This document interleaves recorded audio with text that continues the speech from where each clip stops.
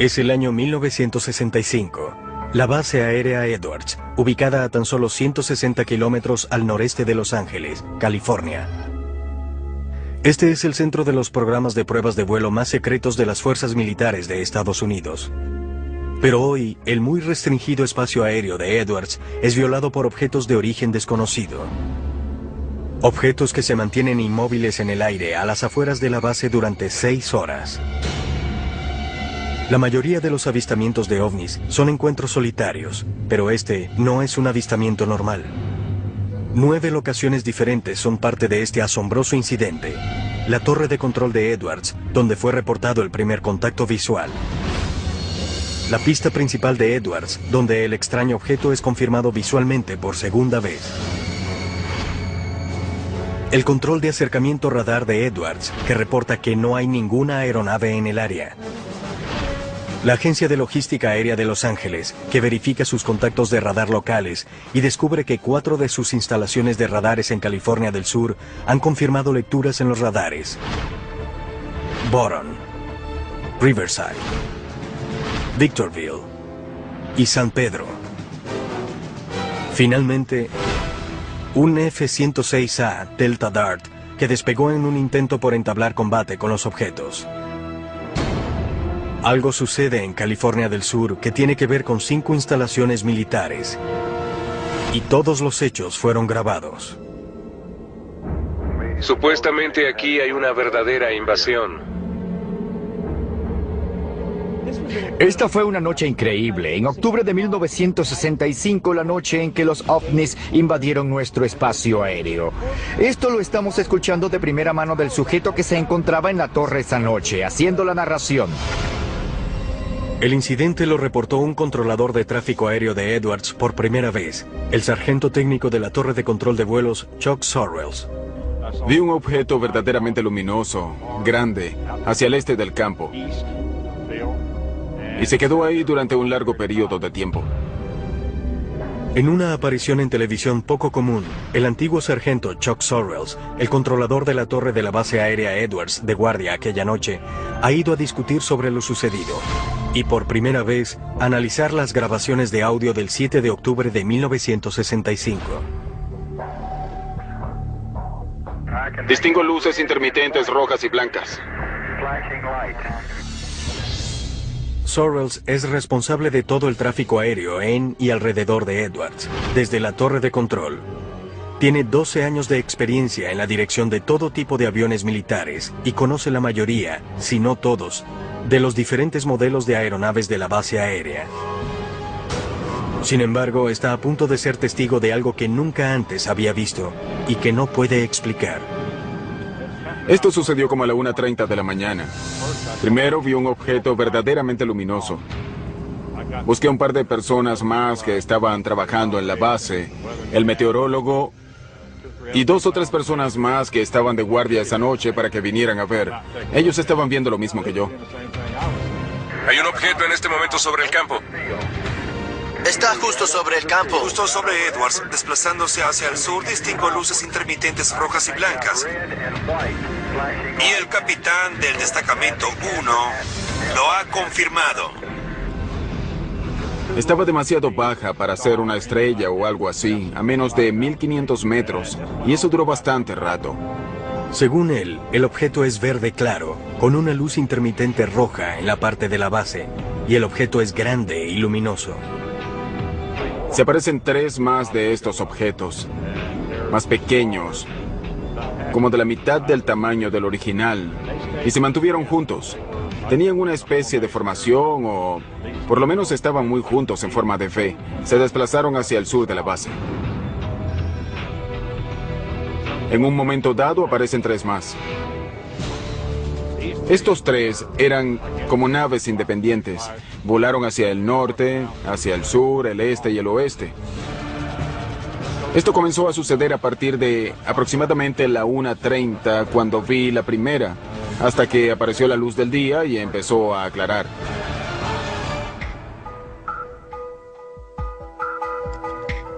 El equipo de la revista UFO se reúne en la base aérea March, a unos 145 kilómetros al sur del lugar original del avistamiento y la locación del contacto del radar con los objetos en 1965 para encontrarse con Sorrells. Han conseguido las grabaciones de audio completas del acontecimiento de 6 horas, ocurrido en 1965, y por primera vez se presentan aquí. Pat, Chuck, Bill, Scott y Ted iremos a revisar las grabaciones de las cintas de las transmisiones de esa noche. Y luego tú, Chuck y Jeff revisarán los radares y los mapas. Excelente. Muy bien, vamos. Me parece bien. Manos a la obra. Base aérea Edward. 1965, un número de objetos fueron vistos acercándose a la base. Todo lo ocurrido fue grabado en las conversaciones de la torre de control por parte de Chuck Sorrells. Estas transmisiones eran secretas anteriormente y se pensaba que se habían perdido. Ahora pudieran descifrar uno de los más increíbles casos de encuentros con ovnis que hayan sido grabados alguna vez. Bill Scott, antiguo ingeniero de pruebas de vuelo de la Fuerza Aérea de Estados Unidos, se une al equipo para ayudar a analizar las grabaciones de audio, ahora de libre acceso. Estas son las transmisiones reales, las comunicaciones entre tú y la agencia de logística aérea que tuvieron lugar esa noche mientras los ovnis estaban en el aire. Así es, y fueron grabados desde la agencia de logística aérea de Los Ángeles. El equipo prepara las transmisiones y las rebobina hasta el 7 de octubre de 1965. Dio un giro hacia el norte de donde estamos y otro viene a mucha velocidad. Se aproxima de norte a sur. ¿De norte a sur a esta hora de Edwards? Así es, tiene luces rojas intermitentes. Tengo otra combinación de luz roja con verde a la vista, moviéndose muy velozmente sobre mi campo en este momento. Iré a verificar con mi sistema de radar para ver si capta algún movimiento en esa área. Sorrells, en la torre, llama a sistema de radares, el control de aeronaves cercanas, para verificar si ven algo. ¿Tienen algún informe de objetos voladores no identificados ahí? Supuestamente aquí hay una verdadera invasión. Para entonces, sistema de radares no presenta ninguna aeronave en el área, pero siguen llegando reportes de estos misteriosos objetos a la torre de control de Edwards. ¿Nos podrían hacer un favor? Estamos buscando unos 7 ovnis. No estamos seguros de que esto venga de Edwards y George. Hay unos 7 con luces intermitentes rojas, blancas y verdes, y ya los tenemos a la vista. Nos preguntábamos si los detectaban. Intentamos tener un amplio espectro de opinión. Los objetos son confirmados por 5 radares militares independientes, pero la identificación de estos objetos no será tan fácil. Lo miré con los binoculares y la primera impresión es que luce como una estrella. ¿Sí? Era blanca y verde y todo el tiempo tenía luces intermitentes blancas y verdes. ¿Parecido a lo que harían las luces anticolisión de un avión?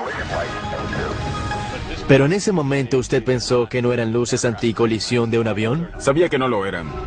Los aviones tienen luces anticolisión en los extremos de las alas, en la parte superior e inferior del fuselaje y en el alerón vertical de la cola. Desde la cabina de mando se ven verdes a la derecha y rojas a la izquierda. Los colores les permiten a otros pilotos saber si la aeronave se aproxima o se aleja. Sabía que no era un avión, ni un helicóptero, ni un globo, ni una estrella. Sabía que no se trataba de ninguna aeronave de prueba que conociera hasta ese momento y teníamos muchas aeronaves de prueba en la base Edwards. Si bien es posible que las luces que vieron esa noche hayan podido ser pruebas secretas de nuevos aviones, Sorrells desacredita esa teoría. Habrían tenido que notificarme si iban a volar algo en mi zona de control, de modo que yo pudiera mantener otras aeronaves alejadas simplemente por razones de seguridad. Si existiera una prueba misteriosa, Chuck habría tenido que saberlo. Sorrells menciona varios programas secretos en Edwards durante ese periodo.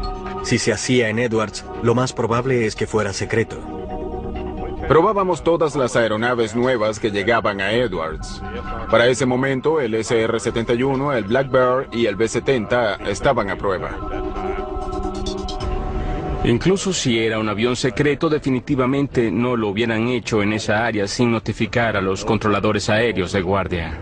No es que le daría mucha información a la torre de control, solo le dirían que estaban haciendo algo. No había manera de operar en esa zona sin que Chuck lo supiera. La torre de control de Edwards y varias otras locaciones de radares militares confirman que múltiples objetos están invadiendo el espacio aéreo sobre la base Edwards de la Fuerza Aérea. Está ascendiendo. Mucho más alto, más alto. Arriba de nosotros. Con tantos contactos no identificados, en pleno apogeo de la Guerra Fría, cuando un ataque de misiles soviético era un temor muy real, la decisión de hacer despegar aviones para interceptar aquel objeto con certeza no tardaría. Pero en la cinta, la autoridad para hacer un vuelo de investigación parecía ser de un oficial con un puesto muy poco usual. Todas las bases tenían un oficial OVNI. ¿Es usted el oficial OVNI? Sí, señor. Tenga cuidado. El equipo está reconstruyendo el incidente que tuvo lugar sobre la base aérea Edwards el 7 de octubre de 1965. Comenzando a la 1:30 de la mañana, un objeto con extrañas luces intermitentes está suspendido en el aire cerca de la locación de pruebas para cohetes de la base. Y 6 objetos más pequeños se le han unido. 3 se mueven en formación hacia el sur y otros 3 se desplazan libremente por la base. 5 estaciones de radares militares de California del Sur captan el acontecimiento. Estoy recibiendo informes sobre ovnis de la torre de control de Edwards, de la Victorville, de varias locaciones de radar. El equipo no solo tiene el testigo principal de lo ocurrido, el controlador aéreo de mayor rango de la base, Chuck Sorrells, sino que ahora, por primera vez en televisión, tiene las cintas de audio completas, antes secretas, de las comunicaciones telefónicas y de radio de esa noche.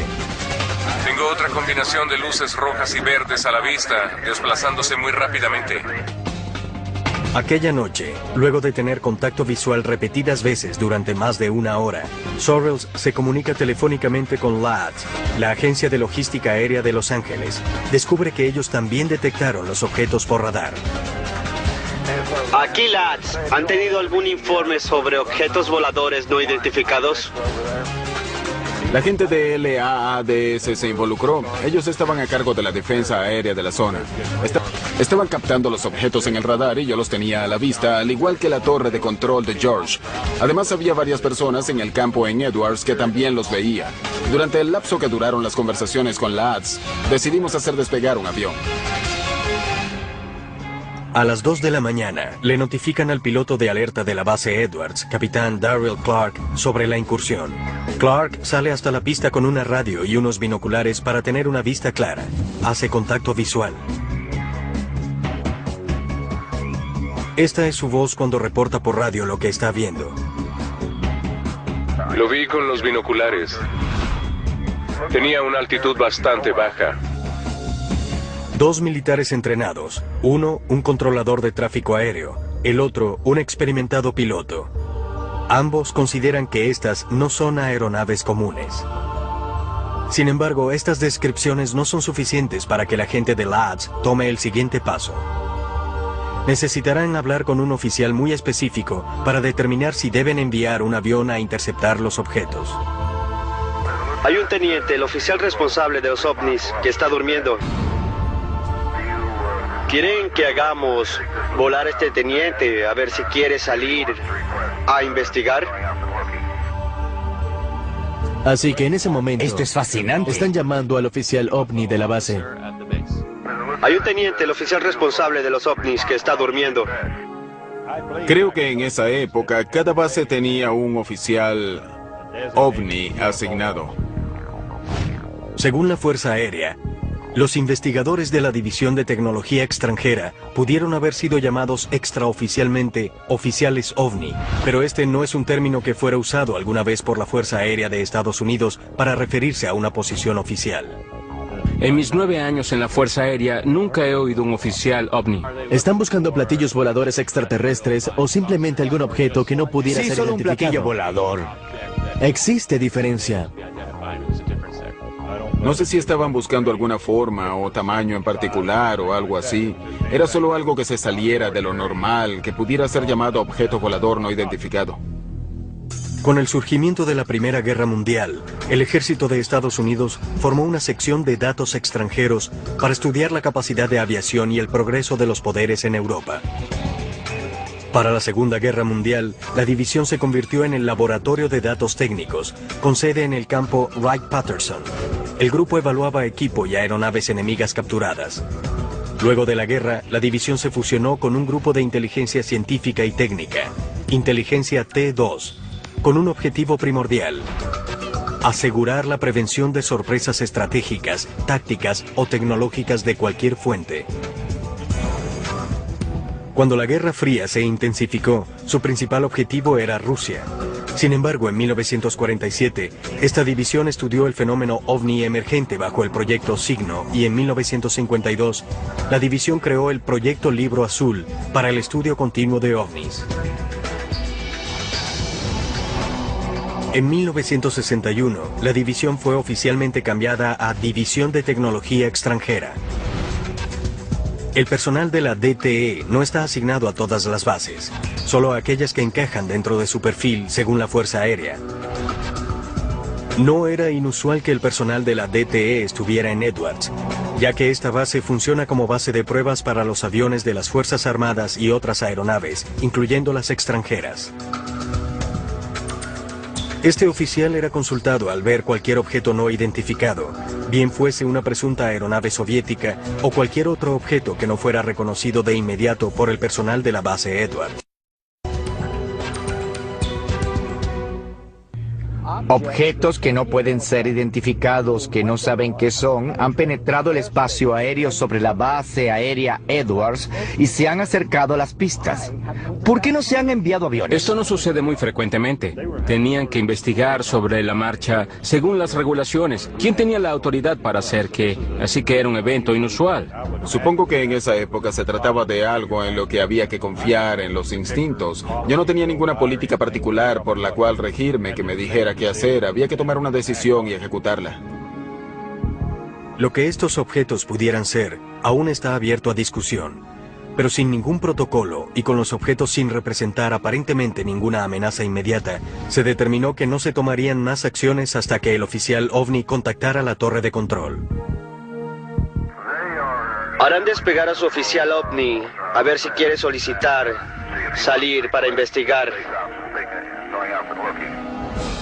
En las transmisiones de radio, en las conversaciones telefónicas, de pronto descubrimos, un momento, Edwards tenía un oficial OVNI.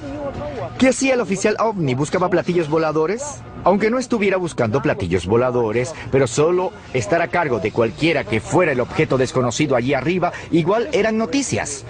Que a pesar de todas las negaciones de la Fuerza Aérea, y me refiero al año tras año de negar que los ovnis fuesen reales, tuvieran un oficial OVNI. A las 3 de la mañana, luego de más de 90 minutos del avistamiento inicial, el oficial OVNI contacta la torre de control e intenta determinar el origen de estos objetos con la Agencia de Logística Aérea de Los Ángeles. LADS ha confirmado la detección por parte de los radares de 5 puntos diferentes alrededor de la base Edwards.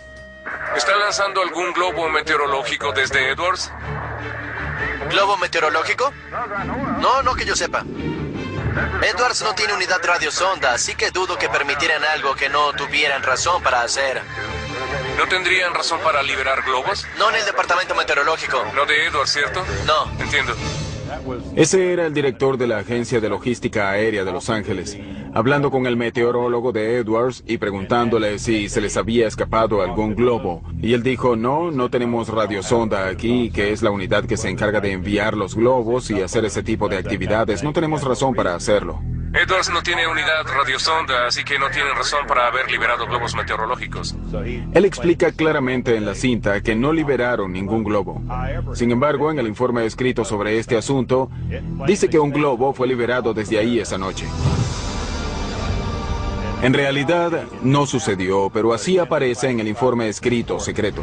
El informe oficial de la Fuerza Aérea de Estados Unidos claramente clasifica los múltiples acontecimientos como avistamientos de globos meteorológicos. Si estos objetos fueron en realidad globos meteorológicos, ¿por qué tomaron la siguiente decisión? Hacer despegar un avión de combate. ¿Y qué fue lo que vio esa aeronave? Había aproximadamente 5 o 7 objetos, se movían suavemente, parecieron quedarse en la zona un tiempo y luego simplemente se desplazaron rápidamente hacia arriba.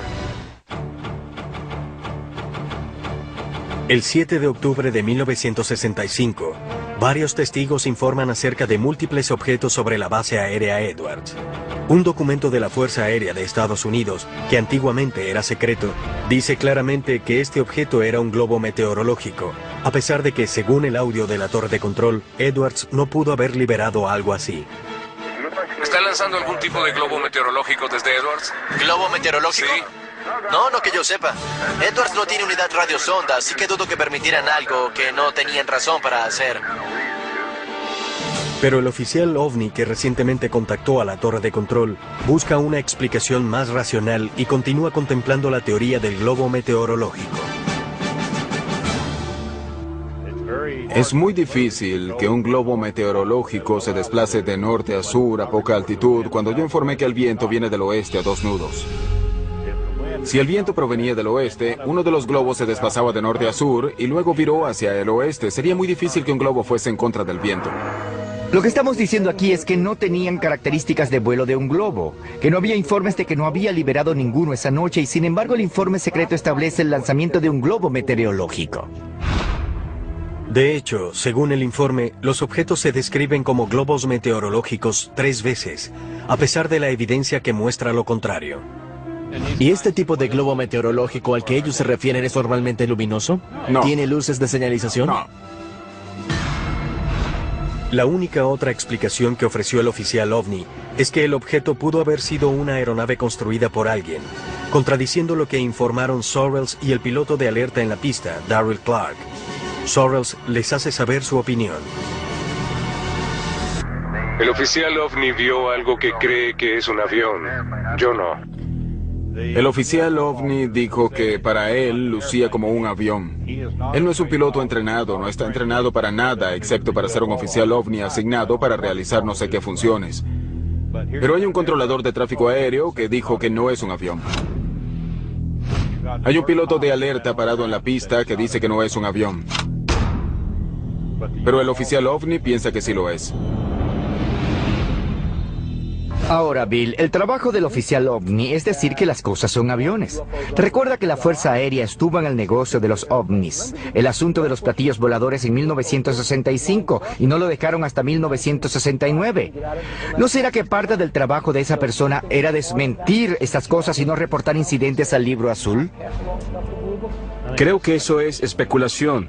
Yo estoy de acuerdo con Schott que el sujeto no estaba entrenado. Quizás no tenía ninguna función asociada con la aviación y lo único que sabía sobre aeronaves era que tenían una luz roja, una verde y una blanca. Por eso dice, a mí me parece un avión. No había ninguna conspiración, era simplemente falta de experiencia y no sabía de lo que estaba hablando. Si el objeto era un avión o algo más, el consenso en 1965 era que tenían que darle un vistazo más de cerca a lo que fuera que sobrevolara espacio aéreo restringido.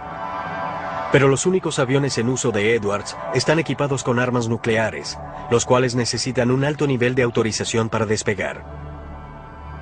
Estos aviones de alerta están designados específicamente para proteger a Estados Unidos de cualquier ataque entrante. Están provistos de armas nucleares para el caso en el que un ataque o contraataque inmediato sea requerido.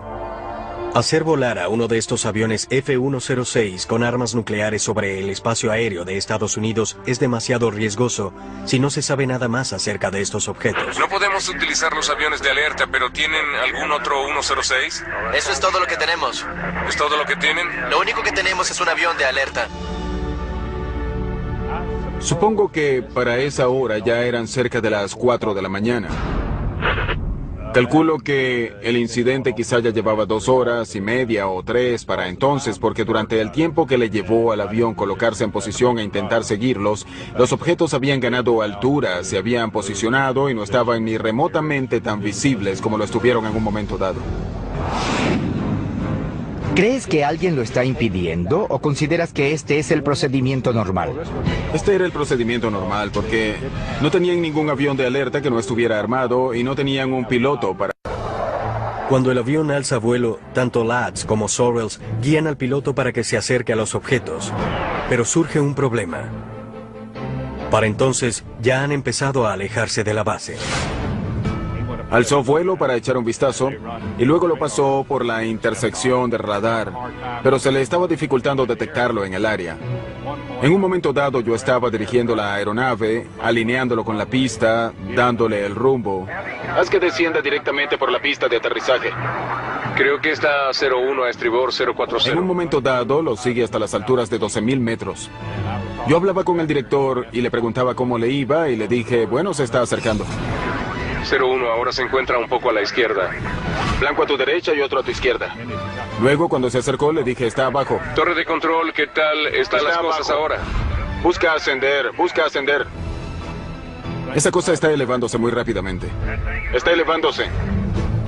Se encuentra a 12.000 metros y aún no está tan elevada. No está muy alto. ¿No muy alto? Pasó los 12.000 metros. Aún está bajo. Pero a medida que el piloto se acerca, los objetos se alejan más y más, hasta que finalmente desaparecen del contacto visual y del contacto del radar. Se desplazó ahora a aproximadamente 145 grados. A unos 65 kilómetros estimados y con mucha altitud ahora. Está casi invisible ahora. ¿Qué piensas de esto? Creo que fue un incidente inusual para todos los profesionales involucrados. El único poco profesional que escuché fue el oficial OVNI. Fue el único que pensó que era un avión. Las cintas, ahora de libre acceso, son solo el comienzo. El piloto de alerta, el capitán Clark, quien jamás habló sobre este incidente luego de esa noche y no podía saber que sería investigado en un futuro, a la larga le escribiría una carta a su esposa, describiéndole lo que había visto esa noche de octubre. Capitán Clark, ¿sí? ¿Qué opina de esto? Les diré que cuando vi esa cosa por primera vez se aproximaba a la base por el norte. Lo único que podía ver eran las luces intermitentes, no giratorias. Lo vi bien con los binoculares, parecía empujar una pequeña nube hacia el frente. Existe la teoría de que una vez que la humanidad comenzó a desarrollar energía y armas nucleares. Creo que la libertad es lo más valioso.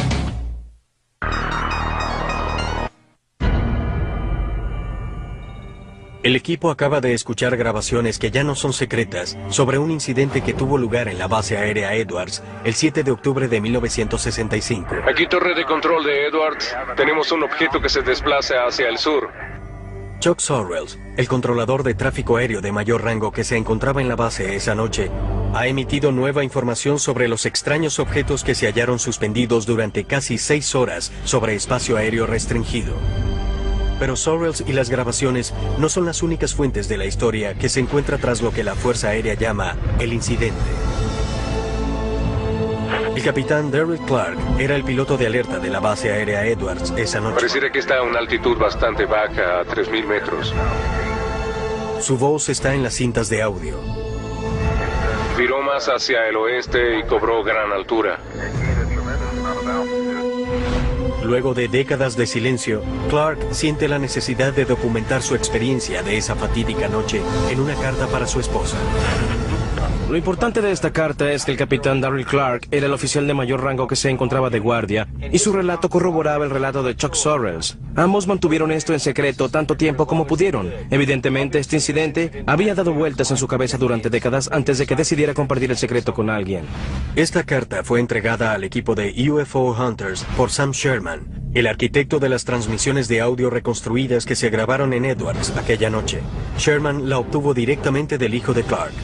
Estaba en alerta en la base aérea Edwards, en California, y era el oficial de mayor rango que se encontraba de guardia. Como a las 2 de la mañana recibió una llamada del controlador aéreo de mayor rango. Dijo que habían recibido informes de ovnis y que habían captado algo en los radares. Hola, le habla el capitán Clark, Alfa Lima. Bien, capitán Clark, aquí el teniente Reid. Tenemos informes confirmados de algunos objetos voladores no identificados en su área. Muy bien. Cuando pasé el escáner por el cielo, vi una luz intermitente al noroeste de mi posición que se desplazaba hacia el sur, a unos 300 metros de la superficie y a aproximadamente 300 nudos. El ovni nunca se estabilizó, continuó ascendiendo. Pareció desplazarse directamente hacia el espacio, hasta que finalmente perdí el contacto visual. Darryl A. Clark. El incidente también se rumoreó al día siguiente entre aquellos que se encontraban en la base pero no habían presenciado los hechos. El piloto de pruebas, George Merritt, estaba asignado a Edwards para entonces y recuerda la energía que rodeaba esta historia. Me llamo George Merritt. Me gradué en la Escuela de Pilotos de Prueba de la Fuerza Aérea en la base aérea Edwards.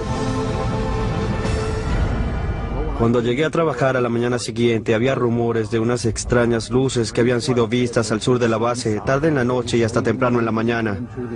Todo el mundo hablaba, como en los programas de televisión, sobre la noche anterior. Todos preguntaban, ¿qué fue? ¿Qué crees que fue? Y Merritt confirma por qué le tomó a la Fuerza Aérea tanto tiempo para hacer despegar un avión que fuera a investigar. Comenzando por el presidente, tienen algo que determinar a ese nivel, a nivel del Pentágono, si existe amenaza y si queremos que estos interceptores armados nuclearmente despeguen, identifiquen el blanco y lo derriben. Lo tomamos muy, muy en serio. Estas luces no presentan ninguna amenaza para la base aérea Edwards. Nadie está bombardeando. Nadie está disparando misiles ni armas. Ni hay paracaidistas. Nada que represente una amenaza para Edwards, ni en ese momento para la defensa aérea de los Estados Unidos. El informe va para alguien llamado el oficial OVNI de la base, ¿cierto? Ese es el capitán John Belent. B-E-L-E-N-T.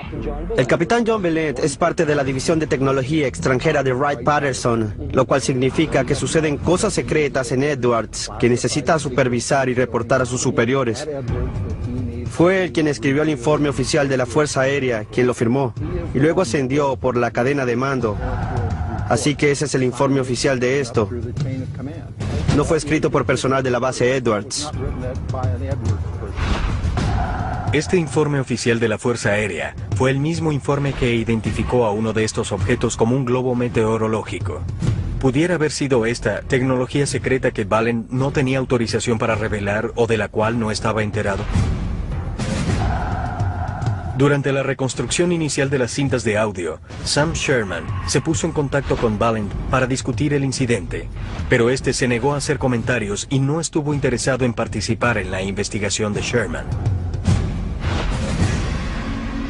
Fíjense en mi punto de vista, 1 año y medio antes, cuando era estudiante de la Escuela de Pilotos de Prueba, el presidente Johnson anunció que el Blackbird JF-12 se encontraba en Edwards. Vi uno de ellos rodar por la pista, era la primera vez que veía al Blackbird. No sabía nada acerca de Groom Lake ni del Área 51, y aquí venía desplazándose sobre la pista el más maravilloso avión de combate que jamás hubiera visto. Y yo soy piloto de combate. Podría pensarse que lo conocería, pero no sabía de él. Entonces, ¿qué tuvo que ver ese avión con el incidente del OVNI? Mi primera impresión fue que había unas luces allá afuera. De hecho, había una especie de vehículo que quizá pertenecía a un programa secreto. El área restringida, el área en que nosotros como pilotos de prueba realizábamos todos nuestros vuelos de prueba, se encontraba en lo que se denomina el área restringida de Edwards, la misma que tenemos en la actualidad, 2512, comienza a unos 8 o 9 kilómetros al sur de la pista y se extiende hacia el oeste, el norte y el este, así que las zonas de prueba de nuestras aeronaves estaban todas al norte de la base Edwards. Según Merritt, la ruta de vuelo de toda la tecnología secreta de Edwards se ejecutaba en un área específica al norte de la base. Pero esto no concuerda con las locaciones reportadas y las rutas de vuelo de los ovnis. El informe oficial de la Fuerza Aérea dijo que eran luces no identificadas que se vieron en Edwards. Eso fue lo que se sostuvo a pesar de que el capitán Valent dijo que eran aviones. Simplemente son no identificadas, eso es todo lo que podemos decir. Pero él aún cree que hay más en cuanto a este caso. A mí particularmente me alegra mucho que hayan reabierto el caso del objeto volador no identificado que pasó por Edwards. Es algo que yo mismo me he preguntado durante 40 años. ¿Son estos ovnis que repetidamente están entrando al espacio aéreo militar? ¿Y con qué fue que en realidad hicieron contacto Chuck Sorrells, Darryl Clark y las estaciones de radares LADS el 7 de octubre de 1965? Estamos investigando unos 7 ovnis. El equipo examina la pieza final del rompecabezas de Edwards, las lecturas de los radares de la Agencia de Logística Aérea de Los Ángeles. Con los testigos, las grabaciones ya disponibles y el testimonio escrito a mano jamás antes visto, El equipo ha descubierto una cantidad de evidencia referente a la noche del 7 de octubre de 1965 en la base aérea Edwards. Me están llegando informes de la torre de control de Edwards, de la Victorville y de algunas de nuestras locaciones de radares sobre ovnis. Su último paso es autentificar las imágenes de radar oficiales de esa noche, provenientes de la estación de San Pedro. Imágenes que el informe oficial luego determinó como difusiones anómalas de tiempo. Este fenómeno es causado por una inversión en la temperatura. La atmósfera de la Tierra por lo general se enfría a medida que aumenta la elevación, pero a veces puede ocurrir una inversión en la que la temperatura o no baja o en algunos casos extremos se hace más caliente con la altura. Cuando esto sucede, esta capa más cálida actúa como una tapa que puede hacer que la calima o la contaminación queden atrapadas debajo de esta capa, haciendo que los radares detecten objetos falsos. Edwards los tiene a la vista desde tierra. 2 torres los están observando. Nosotros tenemos en este momento la lectura en el radar y les estamos siguiendo el rastro. El analista de radares, John Kirk, ayuda al equipo con la autentificación de las lecturas y con la discusión de las teorías sobre qué más pudieron haber sido estos objetos. Voy a reunirme con un ingeniero de sistema de radares. Tiene experiencia y ha trabajado más de 50 años en esto. Me llamo John Kirk. Soy ingeniero de sistemas de radares. Estas son las imágenes originales de las lecturas de los radares del Fuerte MacArthur, tomadas en San Pedro durante aquella noche en 1965. Las imágenes se tomaron en intervalos, creando una cronología visual que sigue los movimientos de los objetos a lo largo de todo el incidente. Se desplazan y ascienden lentamente y han sido confirmados por los radares. Si observan las imágenes, son bastante regulares. Esta es la visualización y estos son simplemente marcadores. Lo que esto me indica es que este radar sí detectó algunos blancos en movimiento y sí generó información sobre ellos. En la imagen de radar, estas áreas son identificadas por Kirk como blancos en movimiento. Entonces aquí hay múltiples blancos. Pareciera que hay múltiples blancos, y al revisar los ciclos de algunas de estas verán que las fotografías cambian.